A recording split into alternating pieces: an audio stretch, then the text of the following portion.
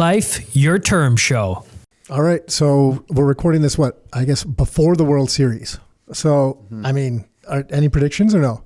I guess the Toronto fan in me just thinks we'll get swept. LA Dodgers. So I had a chance to go to Game 7, and it was that day. Like, a friend called me at like 2. He couldn't use these tickets. They weren't really cheap. They were, I think they were face value, maybe slightly over. I know they weren't cheap. They weren't super expensive either. But it was, and I told him, like, you know what, I would have tracked someone down to go with. And then I was thinking about the cost, and I was thinking about the travel down and getting home late because I was a wreck from our event on Saturday, which what I want to talk about. And this was Monday, so I was up late. It was at the event Saturday, late night Sunday, and then this was Monday night. And then what really came into play was like, man, like I've been to a number of Game 7s in Toronto, Leafs, and I've been let down so many times, especially these last. Yeah, maybe I should have said as a Leafs fan, not as a Toronto fan. Yeah. So because of that, I was like, you know what, I'm good. I'm not gonna. I'm like, I'll sit this one out. Like, you know what? I'll just watch it from home. I'll enjoy it. It'll be good. And for like the first 7 innings, I was happy I did, or 6.5 innings, or whatever. And when Springer hit that home run, I was like, God damn it! I should have gone. Yeah. It looked awesome. It just looked like pandemonium. It looked like a lot of fun. I've never got the joy of experiencing that at a Leafs Game 7, unfortunately. No, well, maybe one day. Maybe we never will. But yeah, maybe one day. But I got to think the Jays seem so scrappy. Their lineup's so solid. I don't know baseball as well as I do hockey, but I know the Dodgers have like just incredible pitching. But I got to think we squeak out a few games. Like if we can somehow just ruffle the feathers of these guys being the underdog and take it to like a Game 7, can you imagine? It would be a Game 7 World Series back in Toronto. Yeah, that would be crazy. That would be nuts. I remember, I don't know how old I was, but when I did the math back to 93, I don't know how I was downtown with friends alone. I guess it was a different world then because my kids at that age, I wouldn't let go downtown with friends alone. And I was on Yonge Street someplace. And I guess there was a screen over Sam the Record Man or something to watch these games during that time. Mm-hmm. I don't know. That makes sense because we were all ended up down there. I don't know, around Sam the Record Man. Maybe it was a store that had. There was something. But anyway, so I was on there and I just remember. So I guess I was mid-teens. I'm sure I didn't tell our parents that I was going down there. I don't know. But I was mid-teens and I remember cheering. They won in 93 and then I just got crushed. Something happened in the crowd and everyone just started getting squeezed together and I couldn't move my arms. I just started leaning sideways. I thought I was going to fall and get trampled. But it was, it was a lot of fun. It was quite the night. A friend of mine had to sleep in a bus shelter that night because he couldn't get home. I don't really know how I got home. I don't remember those details, but I remember him the next day saying he slept in a bus shelter. Oh, yeah. I had a whole bunch of friends who couldn't get taxis, couldn't get home. They slept like in the lobbies of apartment buildings and stuff like that. Yeah. I just checked because I had forgotten. 92 was Game 6, 11th inning. Winfield hit a 2-run double. Now I remember in the 11th inning of Game 6 to provide the winning runs. And then Game 1993 was Joe Carter, Game 6. So it was 2 Game 6s to win 92 and 93. Well, see, anything's possible. From what I'm not a huge baseball guy, I don't know a ton, but from what even the people that think the Jays have a chance, they say, well, Dodgers are anything's like possible. But they say they're at another level. I think they have 5 or 6 like bona fide Hall of Famers already on the team. Like these guys are just stacked. And they have a video game player basically playing. Because Ohtani missed in that last game. Yeah. But the Jays are just scrappy. Like we have Kirk. Like I just want to watch Kirk run around the bases. I mean, okay, we finished the event. So so that's what I wanted to talk to you about. Couple interesting things. So we'll start with the debasement stuff because it was interesting. So Ben Rabideau came out, gave a presentation, an update at the end of his presentation. And partly probably just because he knows that we're onto that. We're onto it since 2008. Yeah, I think. But he spoke about just currency debasement and kind of where things head. And there's just on the real estate side of things and the real estate analysts and economists that study that type of thing or focus on it, it's just really recently, maybe I'd say over the last 6 months, maybe a year. I really don't think it's been that long, but I'll give it a year. Finally, some other people are talking about it, which was kind of insightful. there doesn't seem to be there wasn't too much talk about it. And now it just seems like more people are looking at it, maybe because it's become more widespread and the term for it, the debasement trade and all this type of stuff has come out, but it seems like finally people are looking at it saying, hey, like maybe one of these reasons that real estate prices have gone to where they are is just because that we've just increased our money supply so much. So he did throw, some charts up about that, which was interesting because one of his things here was all roads lead to currency debasement, right? And that's basically the fiscal situation of Canada. He's saying, hey, look, there's four main ways for currency debasement. There's default, four main ways to deal with the excessive debt. It's default, major increase in income productivity, austerity, and then debase the currency. And then he highlighted debase the currency as being the way out. Definitely the most likely one. Mm-hmm. Mm-hmm. Yeah, I think it's going to be the only one because when a country gets this much debt, he listed them off. It's stuff we've talked about for a while. And it was like, you grow your way out of the debt, you default on the debt. So growing your way out of this much debt is going to be tough because at 120% debt to GDP, with the amount of automation and productivity coming out, to grow out of the debt with this many deflationary forces through all the supply chains and all the industries through technology, you kind of have like a big deflationary force pulling the prices of things down. This is kind of Jeff Booth's thesis, but you need the GDP to go up. So as a government, you really can't grow. Like it's hard to grow your way out of debt. So then the other option is default. But are you really going to default on debt? A lot of the debt is held by either foreign countries. So you're just like going to tell these countries you're just not paying them back at all. You're going to tell China, who still I think has a couple $1 trillion worth of treasuries, not going to pay them back. Or big banks or pension funds who own very quote unquote safe, sovereign debt. Hey, we're not getting you the money. We're not going to pay you back. Pension funds, insurance companies. So to grow out of the debt's difficult. To me, you're never going to default because it's the power players who you would be defaulting on, and they're just not going to allow it. So then the other option is to just debase the currency and print the missing money that you need to make everything kind of work. And if you stuff money into a closed economy in Canada and you count all those new dollars, magically your GDP goes up. But then the price of groceries just kind of goes through the roof as you debase the That's dollars. the bigger problem, I think, especially with the Canadian option of doing that, because some people will look at different countries, and specifically if you look at the American one, the American dollars, they increase their money supply in a very substantial way as well, but it basically gets spread out over a much wider area because it's the global reserve currency. So as they do that, it impacts things, yes, but it gets spread out over multiple different countries, whereas the Canadian dollar, no one really cares to have the Canadian dollar and hold on to it. So it's really, the impact of it is felt far more in Canada. Concentrated. Yeah. Exactly. And that's a big difference. Mm-hmm. Right. Yeah. So, but, anyway, something else that he shared, which I don't know if we spoke about on the podcast or not, that I forgot about, is this was only, a month ago or something this came out, but with the end of the inflation-linked bonds, right? So they did that. I forgot that. Mm-hmm. So we used to have inflation-linked bonds in Canada, and we ended that. I wonder if he put this in here. I don't see the date. It wasn't that long ago.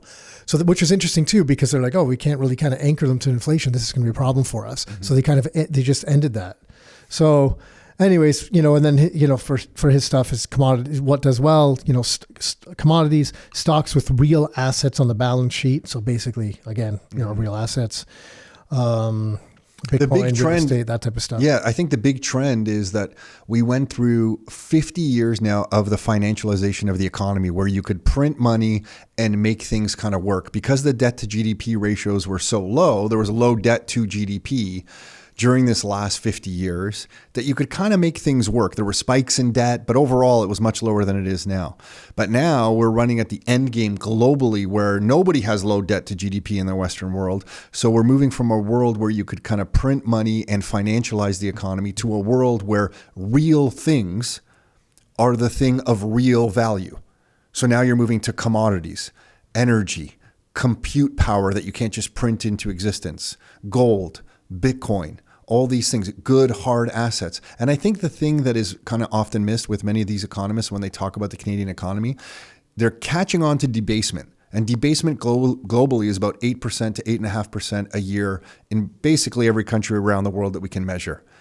But then you also have price imbalances that will spike prices on top of that. So if you have 8.5% debasement, where the value of your currency is decreasing by that amount because it's just being printed into existence at 8% a year, so you're lowering the purchasing power of it through debasement. If you have a structural imbalance in things like steak or housing, where you have more demand for housing than supply, that's an additional layer of that's just a normal economic now price increase on supply demand dynamics. But you have to add that on to the debasement. So if the debasement's 8%, but then you just naturally in an economy have more people wanting steak than the steak exists, then you have 3, 4, 5, 6%, name your number, on top of the debasement. Yeah, or supply, not even demand. It could be supply. Sure, yeah, demand. just the supply demand dynamic is supply chain issues or whatever. Yeah, so then that's why. Which is one thing that we're seeing with beef now is one of the underlying causes of the beef prices is, my understanding, is just kind of like the some of the supply chain stuff with packers controlling different. Yeah, you know this a little bit better than I don't know well. So but I can't speak to it. But I was like, oh, that's interesting. I didn't understand that dynamic. But you can tie it to housing. We know because there's not enough housing, so there's not enough supply chain of new houses. Yeah, and when FOMO kicked in and everyone was walking into condo offices and buying 5 condos because they were just going to flip them because prices were escalating month to month. Yeah. Then it went straight up, and then when that was removed, then they came back down. That's kind of normal. So you kind of have this on top of the debasement. So if the thing that you want, and I'll go back to steaks or housing or whatever it is that you want, has a supply-demand imbalance, it's 8.5% plus whatever that is. So let's tack on 4%, 5% at least. So you're now, as a family, you're behind the 8 ball at 12% a year. Mm-hmm. So like if you were, the difference is if that supply gets fixed, the prices can come back down on that percentage. On that percentage, so that you could be behind 12% for that year, but then not the next year because it could. And I'll take the other side of that bet on housing because the Canadian government is so crazy with some of their policies. Let's say it gets worse. Mm-hmm. Then it's not 8 plus 5. Let's call it 13%, 12, 13%, whatever. It's 17%, 20%. If things don't get fixed. But you're right. Like if things get fixed, you're right. Better. Still long-term historic, even recent historic averages with that were closer to like 8% versus, the long-term's lower. Agreed. You're a positive thinker. And I'm just like the beef supply chain's not getting fixed because you were talking Nick, when cows fart, then the greenhouse. No, I know, but you were talking real estate. That's what I'm saying. So even when we had that real imbalance, it really, it was really in a very short-term picture. You're right. When things went skyrocketed. But you could have over a 12-month period. And that's all I'm saying. Yeah. Over 12 or 24, 36 months, maybe steak prices don't go up 8%. Maybe they don't go up to 12% that I was talking. Maybe they go up to 16% compounded in 3 years. I just looked at the numbers. I don't know, but I feel like they have already. And then maybe it'll settle down. But is it going to come back down to the price that was 3 years prior? No. So we're stuck with all these things, and maybe they don't go up. Well, what's crazy is that we have foreign steak in here in this country that we're selling at grocery stores that's cheaper than the Canadian steak. Yeah, and then we're taking our steak. The Australian steak at the counter is cheaper than the Canadian. Yeah, ground beef. I'm looking at the ground beef. But do you know that they sell Canadian beef in Mexico? I think you mentioned that. Yeah. No, I didn't know. So we have beef issues here. Like it's so backwards. We just have a government that's, Luke Groman, who's probably one of the best economic analysts, summed it up really well in this book that he suggested to you that you read called End Times. I think Peter Turchin is the author. And in that book, basically it summarizes economic history through hundreds of years. And it basically says when the elite class, which can include government, gets too top heavy, there's just too much bureaucracy, too much money chasing too few things, and the economy just kind of self-destructs under the weight of the elite class being too heavy. Mm-hmm. And it just feels like that's the point we're at. And he does some really interesting studies in that book, just saying that every point in history when that happens, you also have an elite class that has every one of their kids going to things like university or college and getting these degrees and then expecting that they get a good quality job after that degree. And I'm like looking around at the world right now, and it just feels like we are right there right now, where everybody, even in the middle class, has their child going to university. Everyone comes out of university saying, well, I'm not going to get my hands dirty. I'm going to get one of these good kind of quote unquote office jobs. We can debate if those are good anymore, but office jobs. And you just have this weighted high end of the middle class, elite class that's just sucking off the economy, and it's just too much. Yeah, we have too much of those bullshit jobs that don't produce anything, and not enough jobs where people get their hands dirty and actually produce something. And then, like, if you want to sum it up, that's really that's one of the biggest problems that we're seeing with our economy. And the next step to that is revolution. And it just feels like when you look around the world that nobody wants to talk about this. Nobody wants to talk about it. But when you look at all these protests going around the world. People don't see the protests, to be fair. I think a lot of people who listen to this podcast see the protests. Maybe, but I think the majority of people don't see the protests because if I talk to people and I say, hey, because we have a friend in the UK, and there's, if you look at kind of independent media sources online, you can see that there's a number of different challenges in the UK. And just for example, I think it was like last year was 12,000 arrests, just over 12,000 arrests and for speech issues, things posted or said, which is by far the most in any country. And then, we reached out to someone that we know in the UK to ask, like, hey, is this like really what's going on? Because, it seems a little bit like it's just kind of like moments in time, these little snippets that we're seeing, and they're not really reflective of the actual situation. And he came back and said, no, like that's actually quite accurate. Like it's not good. It's bad. So. Yeah. Same with my friend over there. When I check in with him, he says the kind of same thing. And I know we're talking about two different people, but your story is an interesting example. Are you talking about the person who's no longer in the UK either? No, that's a different example. Yeah. That's the person who left. Yeah. So and that is to my point of what happens when you have a revolution starting to happen. Capital starts to move. So this guy in the UK just decided do you know why he left the UK? Was it just family reasons, safety, taxes, education, definitely healthcare, all of it? Yeah, it was food, a little bit of everything. Quality. A little bit of everything, but it was taxes were one. And I think he just kind of got fed up with a lot of different policies that were in place. He's like, I'm done. And he's a business owner. Yeah. And this is my point, is that we're seeing the same thing in Canada. I know now of two people for certain who have left the country of Canada.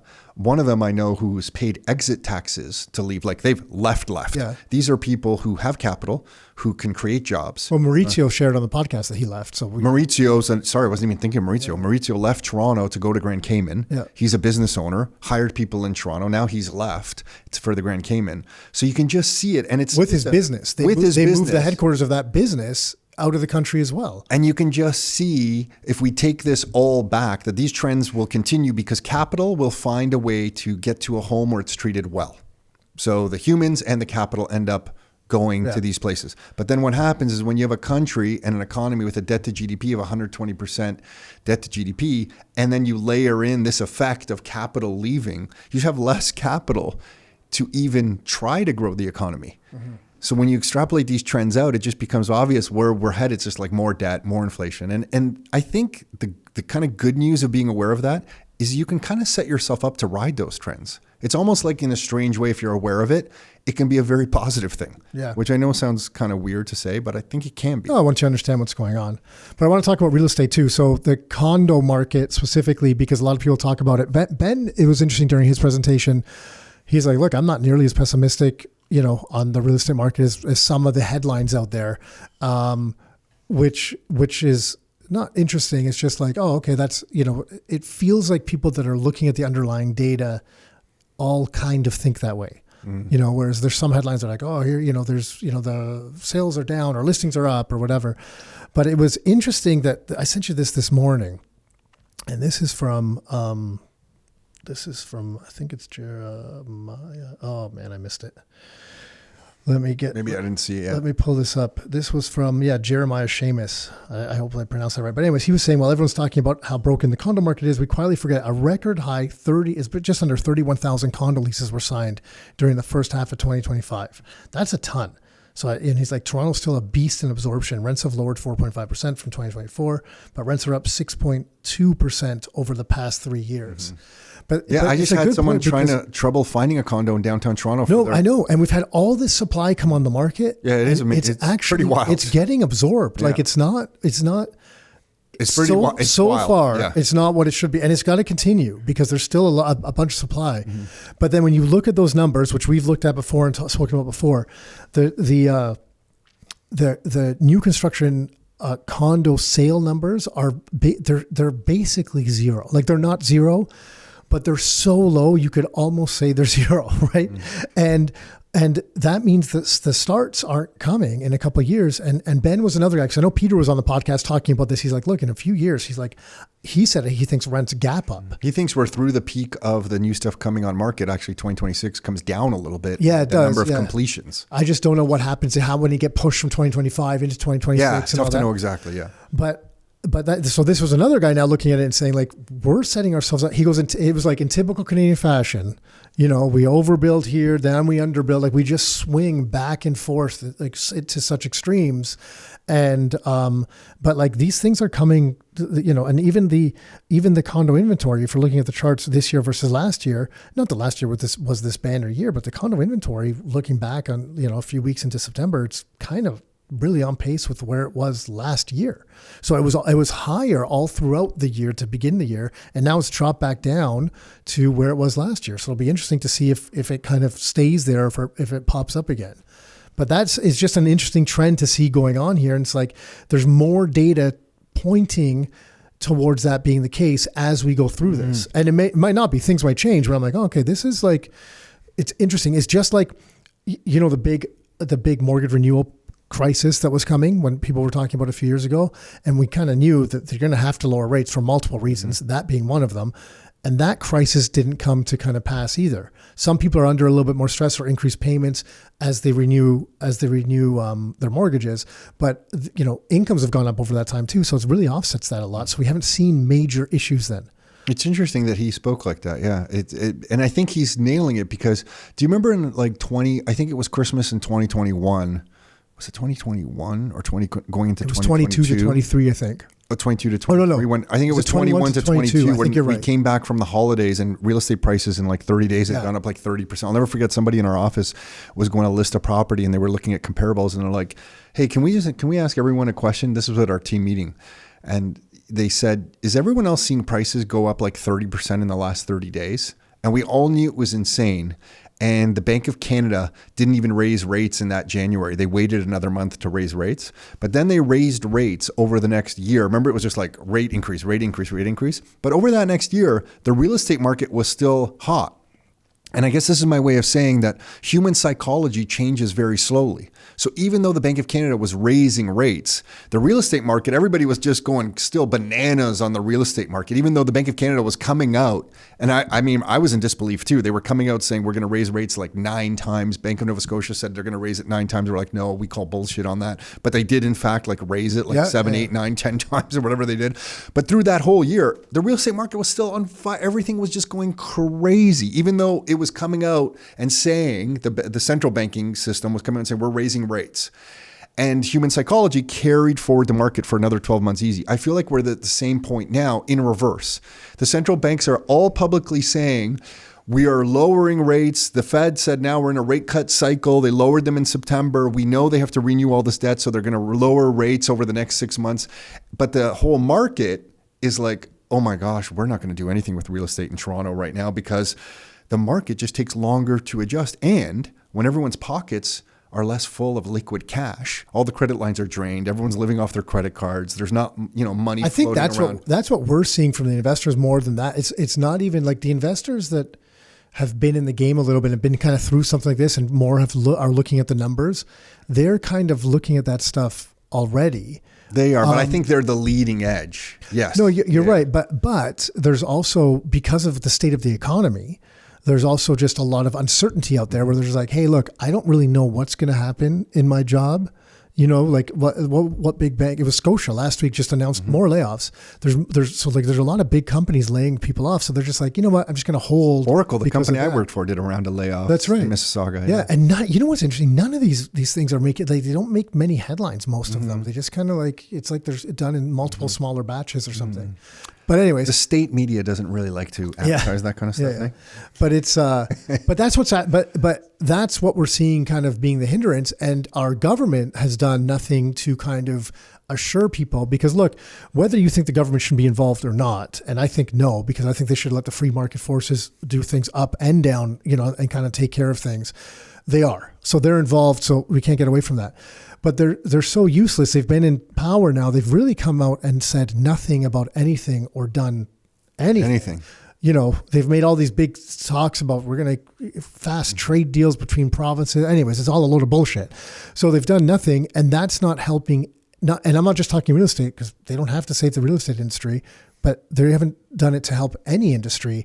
And that's where the uncertainty is coming from. So now this budget's coming down the pipe, and maybe that changes things and gives people a level of certainty. And I'm not saying that people should look to the government for that, but if and I'll go back to COVID, if COVID taught me anything, it's that the majority of Canadians will look at the government for that. Mm-hmm. It's the way they do it. Like, you just looked at COVID and people were just like, just tell me what to do and I'm going to do it. I'm not going to use any critical thinking and try to get data for my own. You know what I mean? So the majority of people did that, and that's kind of the way it sits. Mm-hmm. Yeah. So until we get some certainty there, I don't think the mentality of people changes much to help, not real estate, to help the economy as a whole any. That's really what I think it's holding it back. They got to do something to drive that economy. Mm-hmm. Yeah. Right. And our economy is so screwed up because it's so manipulated by the government, like we were talking about earlier, one way and the other, that it's no longer free market forces. So that's why people have to look there and be like, hey, are you going to do something here? Hey everyone, before we dive back into the podcast, I've got a quick shout out about the Your Life, Your Terms report. This is Tom's weekly newsletter where he and Nick share real stories, experiences, and powerful insights to help you live life on your terms. Each week, Tom breaks down the economy, real estate, macro trends, and Bitcoin, and gives you actionable steps to make these insights work for you. No fluff, no vague predictions, just a clear path to thriving no matter what's going on in the world. Tens of thousands of Canadians are already getting the real information they need to level up their lives every week. I can honestly say it's the only newsletter that I've stayed subscribed to for years. It delivers real value that keeps me coming back for more. Join us and start getting the insights and tools to create the life you want, plus entertaining and inspiring stories from Tom and Nick along the way. Sign up for free at rockstarinnercircle.com/get started and start living life on your terms. That's rockstarinnercircle.com/get started. Your first step to living life on your terms. It's weird just hearing you say all that. I'm just thinking, holy smokes, like how much money are they going to print to get through all this kind of stuff? Going back to how you started with the debasement idea, and now that Wall Street in the US is calling it a debasement trade, like there's this opportunity. I just want to call things out for everyone listening here. There's always opportunity. Like, we were talking about debasement now, I guess, for like 15 years. We've been talking about documented. We've had these debt charts up and how they're going to print over it. And we had the ways they can do it, grow the economy, get tighter through austerity, default, or like print your way out of it. I did a YouTube video. I put some of the charts. The earliest, not that I could find, because I knew we were talking about it earlier, but the earliest presentation I still had with those charts in it was 2012. And we looked at it, and it was like the U.S. debt was 15 billion that time, and it was just almost. That sounds 16. About right. Yeah. It was almost 16, I think it was going up to, and it's like the time that it went. Trillion, and the time that it went up by that $1 trillion was 280 something days, and you mapped it out. You're like, well, if it's this. If it's, if this was, if it's 285 days for every trillion, by this date, it's going to be, however many trillion. And it wasn't, but it was only like a year later that it hit that. And then after that, it exploded. It spiked even further. And I'm like, oh my God, like that seemed like a crazy thing to talk about. I remember people's faces when we talked about it. Well, it didn't even make sense. You're like, that seems like not normal. And then it came to fruition. Like, it's just crazy. Well, property prices on the Hamilton Mountain went from, at that time, like 320K or 50K, whatever they were around then, to whatever they are now. The same property has come, quote unquote, come down to what, 750 probably. Yeah. So it's still more than a double from there. But the reason I'm bringing that up is because something we did at the event, and I just want to share this because there's like positivity in this, is that we saw that debasement trade 100%. And we've done our best in our ways to try to ride that trend. The other three components over the next 10 years are big trends I think that everyone should be paying attention to are definitely debasement, number one. But then there's energy. You can just see it around the world with the amount of automation that's going to come online, the amount of AI that's coming online. Did you see what BC came out and said? No. They came out and said they're limiting the amount of energy that can go to any AI causes, no crypto mining Oh, did they? Something, yeah. Smart. So, That's another way to really drive the economy. Artificially constrain where the energy can go. So they're limiting where energy and this is absolutely where we're headed. And I just want to call it out now that a few years from now, somebody is going to come up to me and say, Tom, you're not going to believe it. I have been instructed that I can't use energy in my home, cottage, in my car, for my business, unless I pay this tax, tariff, special rate to get access to energy during these times. And it'll be much more serious than it is now. And this is a huge trend. And if you look at the trend and get into some energy stuff, whatever that means to you, I really think there's a huge opportunity here. And then after energy, it's definitely going to be compute. You can see all of the computing power with all the productivity, with all the robotics that is coming online. Amazon is throwing robots at everything. Tesla is going to have those Tesla humanoids everywhere. China is releasing robotics all around the world, not just in China. They're exporting it to Poland. They're exporting them to Brazil. They're exporting to everywhere except for Canada, I think. But computing power. And then the last one is just AI itself. So like in all this kind of mess of like an old economy that you can see kind of crumbling and trying to hang on, and debasement's going to be a big trend to ride through that, you have these other trends, energy, compute, and AI that are going to be massive trends, massive opportunity, and a positive thing for you to focus on. And if you can ride some of these trends, debasement, energy, compute, or AI, the next phase of the economy is going to be great. You just need to position yourself in these ways. And it's tough for, I think, people to think like, what the hell is he talking about? Like the economy's going this way. I have to work in my job, which is fair, but you just want to be aware of these trends. And I think anybody can ride these trends if you study them a little bit and put yourself into a business, a job, a career, whatever it is that you're doing in some of these areas. Yeah, 100%. It's going to impact everything. And if you're in BC looking in that area, get the hell out. That's the message. I mean, here. BC, I think Ontario. Hold on. They're going to permanently ban new BC hydro connections to the electricity grid for cryptocurrency mining, to preserve the province's electricity supply and avoid the overburdening of the electricity grid. Even though that's been proven that it can actually help, but anyways, that's besides the point. That's kind of like not accurate. And they're going to and growth by putting limits on the power available for data centers and AI. So if the emerging economy, so just think about this, okay? The emerging economy is exactly what you said. Like it's data centers and AI are the emergency economy. Yeah. Like that is the opportunity. That's an opportunity right now that globally that people are chasing. They're like, oh my God, I see this. This is an opportunity. Elon Musk bought a flipping gas power plant from Europe and shipped it over to America to have his own gas power plant. Like it's like, and they're going the exact opposite direction with this stuff. It's just. And the crazy part is you're going to have an older segment of the population that is going to vote for this in the name of it's good. So you're going to have a segment of the Canadian population in British Columbia that will see these announcements and they'll say, yeah, you know what? Thank God, because I don't want my energy price in my home to go up. So we should ban X, Y, and Z from the economy. Yeah, but do you want your kids to have a competitive global job working in the AI sector? Exactly. It's like you have this segment of the population that is voting for their own demise, and you can't even explain it to them. They look at you like you're crazy. They're like, I don't understand what you're talking about, Tom. Like, we should ban that because I don't want my bill to go up for my kids anymore. And you're like, that's not the way a complex economic system works. You can't, in a complex system, you can't just take two variables and say, we will control those two variables, but the 8 million other variables are going to run wild. It just doesn't work that way, unfortunately. And an economy is a complex system. You can't put bandages in certain parts and expect it to work to your advantage. Okay. So you're right. I just want to circle back to real estate for a second, just kind of sum up, because we talked briefly about the condos and how that's been going so far. Unexpected. I guess it's going, a little bit, it's better than I guess most people had anticipated early on, just like the mortgage stuff. And then I'm just looking at the single family building chart again in Ontario. This is specifically an Ontario chart. And this one goes back to 1980. And it looks like they bottomed out at around just before 85. So 83, 84, something like that, at about, looks like roughly 12,000. And it seems like now single family building permits are either just as low or slightly lower than they were. So almost the lowest, call it, since 1980. That's 45 years. And apparently we need, the government is coming out saying we need housing and we're going to do this stuff to increase housing. And when it comes to built single family building permits, I mean, they've been on a long-term downward trend going up and down since at least this is the 2000. You can really call it almost the 90s that when they peaked there.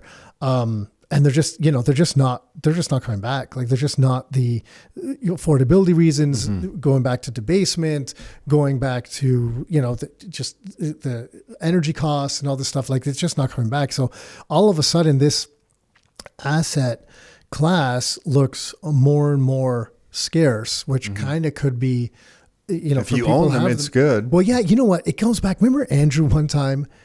Was it Andrew or Mike? I'm pretty sure it was Andrew.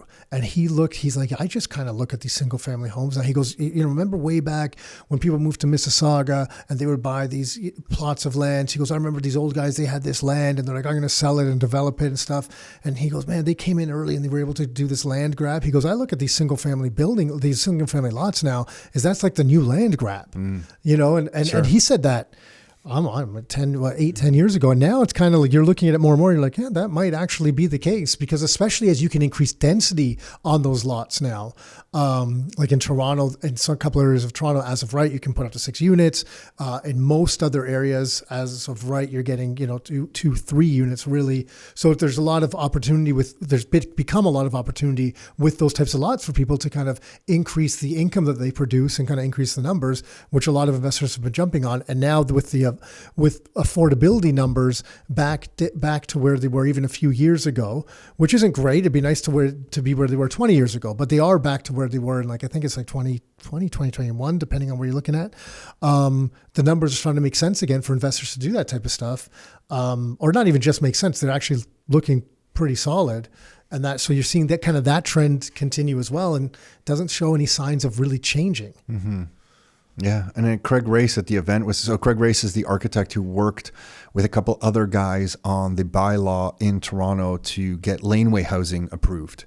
And at the event on the weekend, he was basically just saying, and he shared on a podcast here not too long ago, and with us just kind of in conversations, that because of all that, you see some investors coming back into Toronto, building laneway housing in Toronto, just because there's an opportunity, there's nowhere to build. So if you have a little lot, even if it's a piece of land that's already attached on an existing lot where you're going to add a laneway house, like the opportunity is just ripe for any investors to do that right across the province of Ontario, but definitely in the urban center of the GTHA, like in this whole area here. Yeah. As building lots individually start to just disappear, to Andrew's point, like they become like gobbled up, you're just going to have opportunity on existing big lots where you can get an approval to add like a laneway house or a garden suite. Well, some people are buying, like who already own the house, they're just popping it in they're just looking at like an add-on as a revenue stream for them. Yeah. They're still living. Now, some investors are buying the property and putting 2 units, 3 units, turning it into 3-4 units or more, depending on the area. Craig's doing like places where they'll put 6 units on those things. But then he was saying, yeah, also there's just people that are like, you know what? Why don't I have this house, I'm living here, there's some equity. Why don't we build that? And if you look at the numbers, the return's not too bad over time. Plus you get the equity lift on the property as well. So they're just like, for financial sense, just as a homeowner, not as like a real estate investor going to own the whole thing. Even that they're seeing an uptick in that type of thing. Yeah, it's almost like Toronto's having its like European moment, where all these European cities over the years, if you go to visit someone who lives in a big urban center in Europe, their house might be like, on the side of this 6-unit house that's really old, where you walk down a little laneway and turn left and then into a little hallway and you get access to a door, and then you open up and you're like, oh, there's like a little 2-bedroom house suite in here. Like, how did we even get here? Yeah. And it's like all developed like that on top of each other. And Toronto, we've just never had that because we've sprawled so well or not well, however you want to look at that. We've been able to do single like condos in the center, and then like single family homes all over the place. Yeah. And now it's kind of like re-intensifying the density across the city. And we're having our European moment where like every nook and cranny that can be built will be built. And you're getting all these like laneway houses, garden suites, a single family home turned into a legal 3-unit home. Like all this stuff's kind of happening. And if you're a real estate investor, that's kind of like the next big opportunity. And the weird part with that, it kind of eliminates the maybe beginner investor or junior investor or someone who's just coming in and could buy a single family home and make it cash flow like we could 20 years ago. You need a little sophisticated. It's not that it's complicated to do that, but you can now buy those properties completed That's true. And Okay, fair. Yeah. right? That's right. Sure. You could buy there's like a triplex with a garden suite and have a 4-unit property, which is a nice little. It's a nice little asset to own, right? Yes. Yeah. So, and then especially, and it's a nice asset to own. I'm thinking, and with the numbers can work, and then as rents go up, even with rent controls, as rents go up over time, it still helps. And then if people turn over, then it really helps as rents shift. The other thing that came up that was pretty unanimous, because this is a relatively recent thing too, was the Canadian government building homes and that process, and they've released their catalog of, I don't know, pre-approved property designs or whatever, and pretty much unanimously, in a nice way, anyone involved in any type of real estate investing and building development that was there said, that's stupid. They're just like, they use nicer terms, but they're just like, this does not make any sense, because for all the inefficiencies in the government and the way they run things, the last thing that they need to get involved in is home building and think that they're going to make that a good process. And I tend to agree. Like, I just think that is the most ridiculous thing that like, we want that the government involved in less stuff. Like they look, I used to work. Do you think it ever will be though? No, and I don't, but I just want to share that I used to work in a government role. Okay. I was at a regional government, and I can tell you that at that time, when I was working there, all the stereotypes of government workers felt like they were true. Does it apply to everyone that works for the government? 100% no, it does not. It's like any industry. It's probably like 20% of the people are great and 80% are kind of maybe not as good.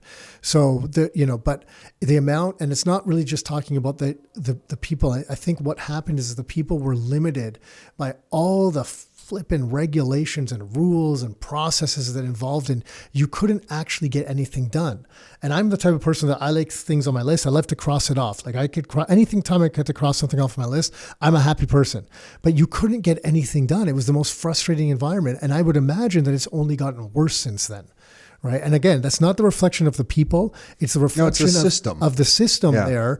And then the people, there's no incentive to work hard or fast. They were trapped in that system. You couldn't even do it. There's some stuff that I wanted to do, but I needed so many approvals and everything to get something done that I'm like, it's not even worth it. Like, why am I even, it's not worth the headache to go through that approval process. I'm like, forget it. I'll just leave it.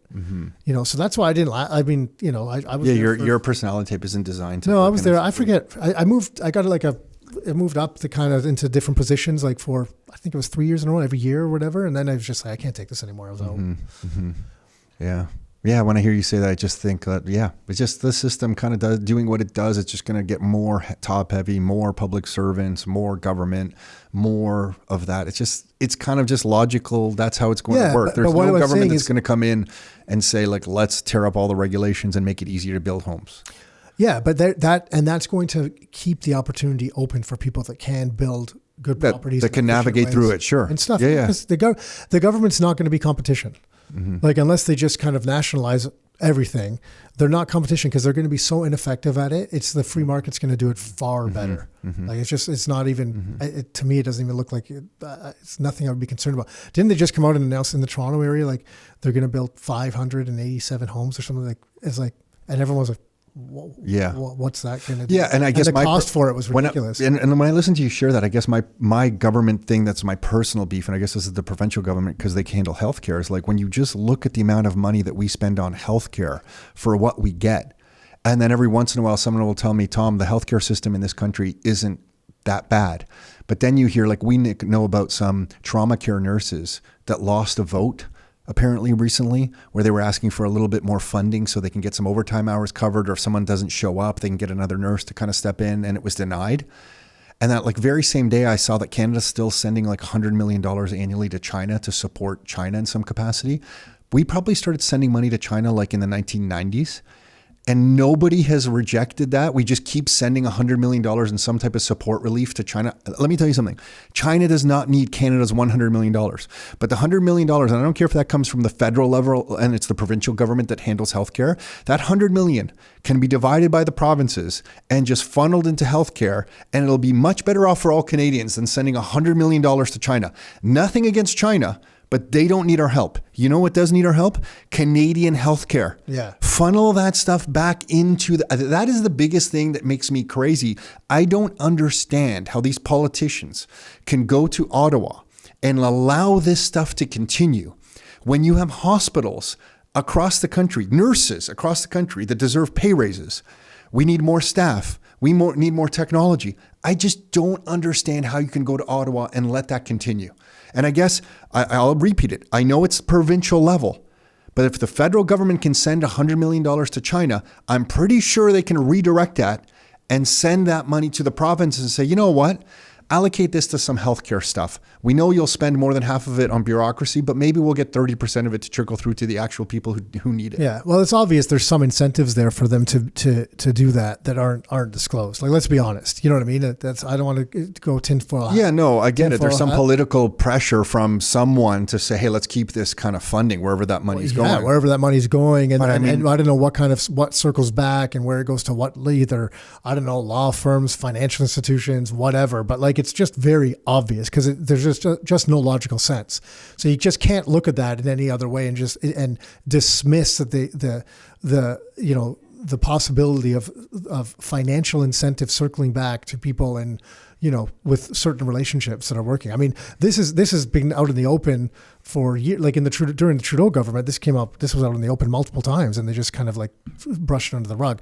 And I'm not saying I'm not just saying this was a Trudeau government issue. This is an ongoing issue with governments, anywhere. Listen to this. The Fraser Institute just came out with some new data on our healthcare, and I don't know what province they're talking about here, or if they're just it looks like Canada in general. So they've generalized kind of the number across all the provinces.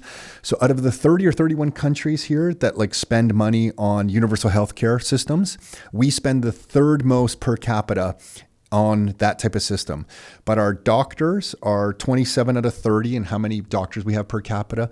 Care beds are 25 out of 30. MRI units 27, and CT scanners 28.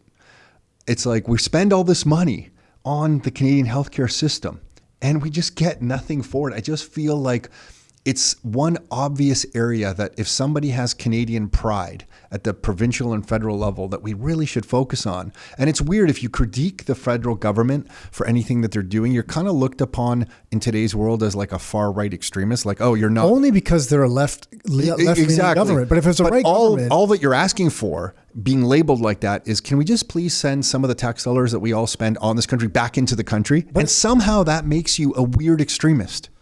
It's wild. But it's only because there's a liberal government in place. If you were doing it with a conservative government, then it's like it would almost be allowed. I don't know. Yeah, you could just. It's been so long in Canada. Yeah. I don't know. Like, would you be allowed to critique them, or would conservatives come after you saying, "Oh, you're like a far left person," you know? Mm-hmm. But it's just like you're just kind of you don't care if it's what color is in power. And I mean blue or red. I don't mean color. I just want more money into healthcare used appropriately. I just want normal policy. I just want the basics.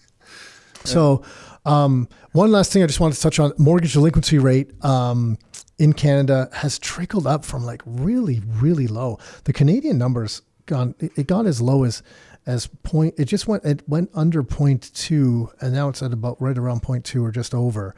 The Ontario number got under 0.1 as a mortgage delinquency rate.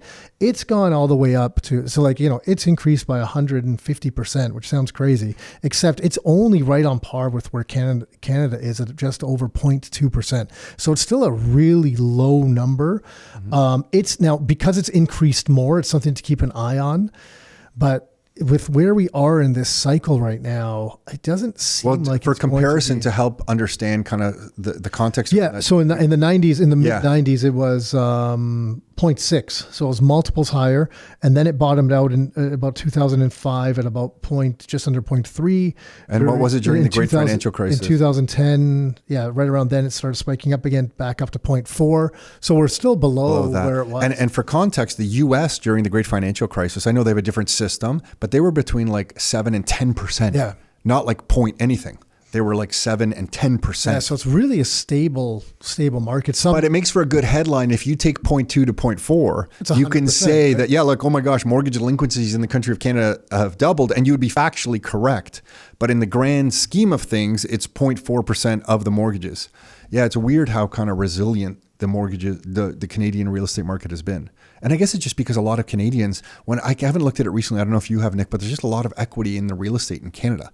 Like for sure, the condo market, like we've been talking about, there's some, and new home buyers don't have the equity, but there's a lot of equity in the Canadian real estate market. Yeah. No, there is for sure. And they'll it's because I think everyone talks about these price changes from that absolute peak. But that peak that was in February 2022, because, you talked about how quickly prices were appreciating at that time. It's weird because it peaked. It got up to that peak very quickly. Yeah. It didn't stay there very long at all. No. And it came off that peak. I don't mean it came substantially off that peak, but it came off that peak quite quickly as well. So there was only a matter of, of a few months where the prices were really up there. Yeah. And that's why, even though... But everyone measures against that. But it didn't have the same impact on the market. Now, if the prices went up more slowly... Oh, got it. I see what you're saying. Yeah, if the prices went up more slowly... Not that many people bought at the peak. Perfect. Yeah, exactly. So it's not as stressful on the market. Because if it took 6 months for it to really kind of slowly go up, just the 10% to that peak, and then it stayed at that peak for another 6 months, and it took another 6 months for it to kind of grind down sideways from that peak, a lot more people would be impacted. But because it really popped up, like the blow off top really popped up and came back down. It's kind of short and sweet. Yeah, I think that's one of the things. So it makes good for data points. You can make good measurements, like look how far we are off that peak, but the actual impact or pain on the economy isn't as great as the chart might imply. At one point, I went back and looked at, these were resale homes, so I don't own you, but I looked back at how many homes in the Toronto Real Estate Board sold during those months. I think I did January to March, and I completely forget what it was. And it wasn't this outrageous number compared to what it could have been. So if you look at that, then it really kind of, I feel like it really helped. It helps soften kind of the blow, specifically from this mortgage delinquencies and stuff, because of what you're saying. Like there's still some equity there. People don't want to just throw in their keys. Our laws are a little bit different. And now that rates have come down, even though the mortgages were all taken the majority of mortgages on a 5-year term back then, with rates coming down, I think I just pulled it up. Another chart from this weekend that Ben had was 8% payment increase on average. What payment increase? 8. So change in monthly mortgage payments among borrowers renewing in 2026. So based on the math, I guess now. It's still pretty painful. Like if you have a $2,000 payment, you're now talking at 8%, 2,300 and something, 8%. Well, no, it would be a less than 8%. Sorry. Yeah, less than $200. Okay. So it's less than $200. Yeah. And then from everything I've looked at in the past as well. So yeah, it's not, look, extra is extra, but from other things that I've looked at in the past, if you look at incomes from 5 years ago until now, incomes have actually increased a chunk, and it is because of there was real kind of like labor shortages going on. It was hard, there was a lot of jobs that were being kind of taken up, and there was people moving jobs because there was a lot of income increases during that time. So incomes have kept up and more than offset that from, I think those were CIBC reports that I've looked at with that. So that's why they're like, it's not really of concern because of that. Now I know the job market's in a different situation now. And if there's job losses, that's a whole different story. But anyways, I think that's what's really kind of softened this blow. So, even though the prices, quote unquote, are like the biggest drop in prices, it's like a far less of an impact than there has been in the past. Like the last time we had things like this in the kind of the late 80s, early 90s, we were much younger. You remember better than I do, but the economy was far slower and it was hurting much more than what we're going through today, I feel like. So where do you think then in 5 years, let's take a single family, I don't know, or let's take a townhome, or let's take a property in Toronto. You can apply it to whatever property type is reasonable for your area, but let's say $1 million property. Yeah. In 5 years, I'm going to do the 8%. You know how we basically see over medium and longer terms, real estate appreciates at 8% a year? Yeah. Real estate's a little less. It's like 6.8, it's like 6.9 or something. 7. Yeah. So let's say 7%. I'll do 7% for 5 years off $1 million. But just off the top of your head, before I share what that number is, what would you guess in 5 years $1 million property is at? Is it higher or lower?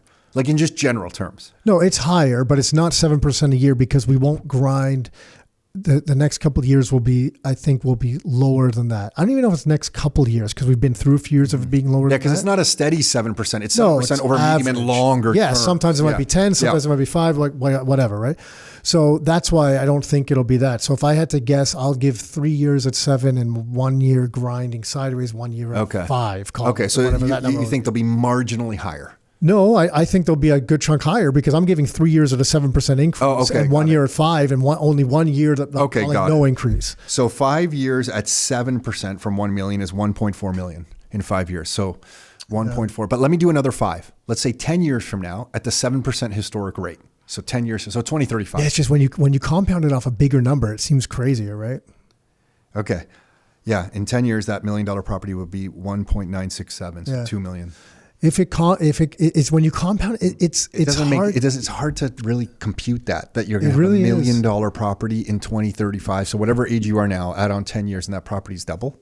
Yeah, it's hard to see that. Yeah, but when you look back, that's what's happened. Well, when we start, look, it was how long ago did we start kind of working with investors, like working like formally? 2006. 2006 was the first official person we didn't know. That was the end of 2006. End of 2006. So first full calendar year was 2007. So at that time, those properties, like some properties we were looking at in the Hamilton were about $200,000. Nick, we got a fully detached home in Burlington. I don't know if you're going to remember this, for $195,000. Fully detached. That was rare. That was an anomaly at that time. That was Burlington, Ontario. But anyway, Hamilton's the better example probably. Well, no, we can use Burlington because the townhomes that we were buying at Burlington at that time were probably low 2s, mid 2s, something like that. Yeah, the townhomes were low 2s in Burlington. So call it. So let's use Burlington. So we call it that townhome. So in 19 years, because you just talked about 10 years, but there's 20 years. So just think if we stood there to people and said, hey, that $250,000 townhome is going to be worth $1 million in 20 years. It's going to go up 400%. 19 years. Whatever it is. Yeah. So in 19 years, actually it didn't. To be fair, it was that price in a few years ago. So it actually went up. It was probably closer to 15 years. Yeah, that's why I'm sorry. That's why I said that. Okay. Yeah. So to stay there and say in 15 years, this is going to go from $250,000 to $1 million. It's going to go 400%. You are certifiably crazy. All right. So it's hard to see. So it's really hard. But if the number keeps compounding and the debasement keeps happening, it does seem ridiculous at a ridiculous number, but you know what else seems a ridiculous number? The flipping steak that's $50 a pound or $50 a good kilo ribeye or at the whatever. butcher could be like $50. A thick ribeye is like $50 at the butcher. Yeah, I bought a nice sirloin steak, but it was big and thick and stuff. It was $50 too. It was a big one, but it was like same thing. Yeah, so that seems crazy too. So that it does. It seems outrageous, but in hindsight, those numbers. And that goes to what we always talk about, whereas like humans can't handle exponential growth in their head very well. No, it's like hard to see. We can handle linear growth, like we can see things linearly. 1 + 1 = 2, +1 is 3, +1 is 4. But we have trouble going 2, 4, 6, 8, 16, 32, 64. Like we have trouble with the exponentials. Well, it was interesting to see what that.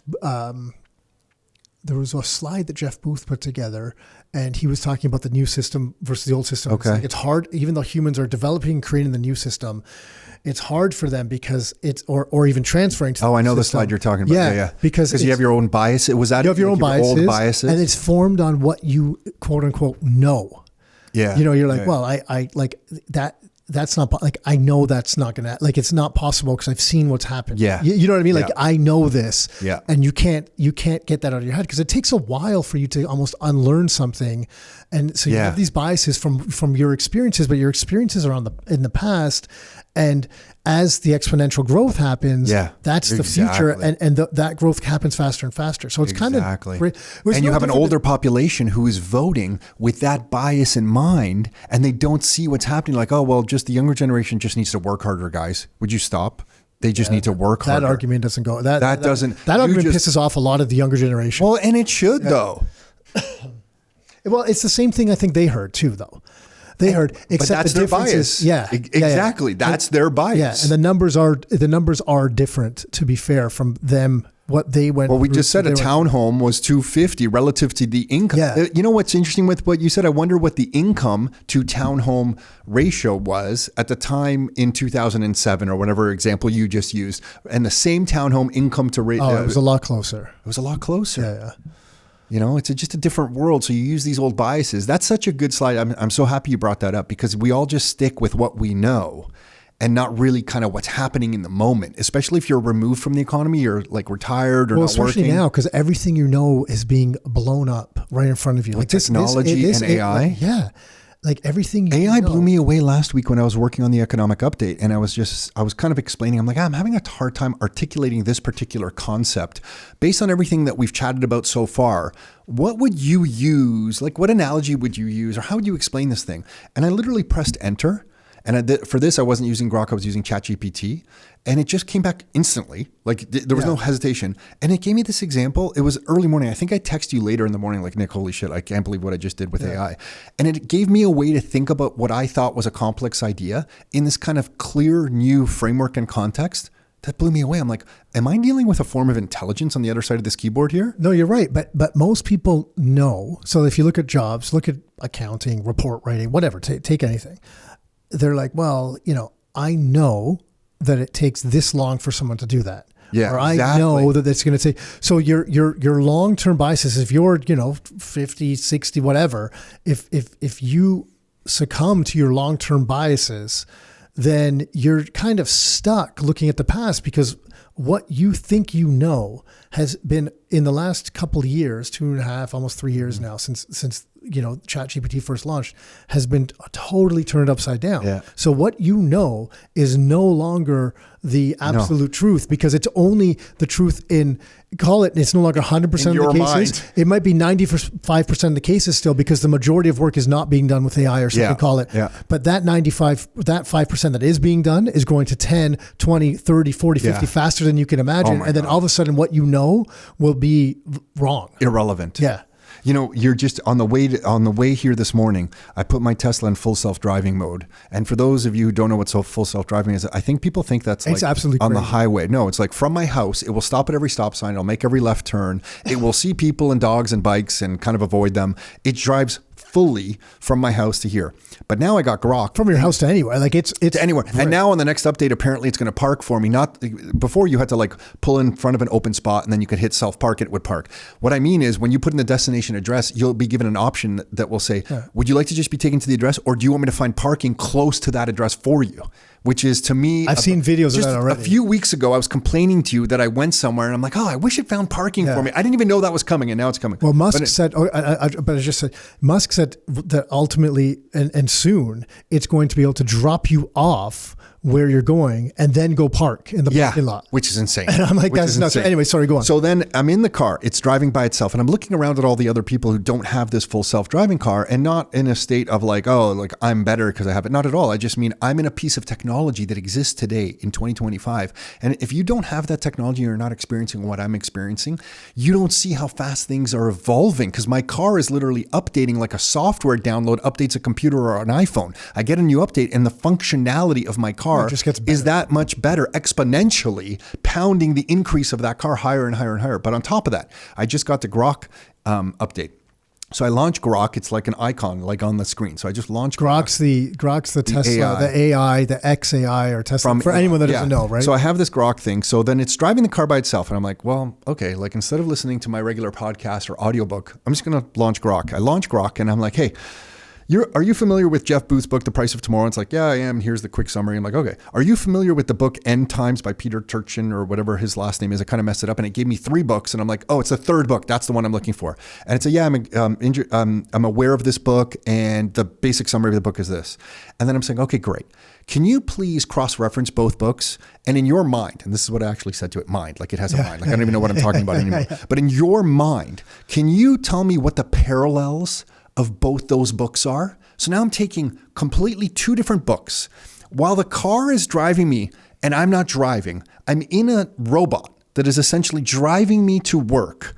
And while I'm in this robot, I'm asking a form of intelligence to take 2 books, summarize the premise of each book for me and tell it to me, and then find the parallels in both books and how the themes might relate to each other. And I'm listening to as I'm driving and asking it questions back and forth. I'm in the future right now. This is completely insane. It's completely insane. I'm having a conversation with a form of intelligence that's, goddamn, it's pretty good. And this car that I'm in is driving me to work while I'm having this conversation in the year 2025. When you compound this a few years, where are we in like 3 years? No, I know. Like, is there a robot that's sitting next to me in 3 years and I'm like, okay, like we're at the grocery store, just run in, here's the shopping list, pick all these things off it won't be that, it'll be someone else delivering them to my door. But like, where are we? Yeah, it gets nuts pretty fast. It gets nuts. Yeah. So with that, I got to wrap because All right. I have something I got to run to. They're trying to reach out to me right now. Sounds good. Thanks, Nicholas. Thanks.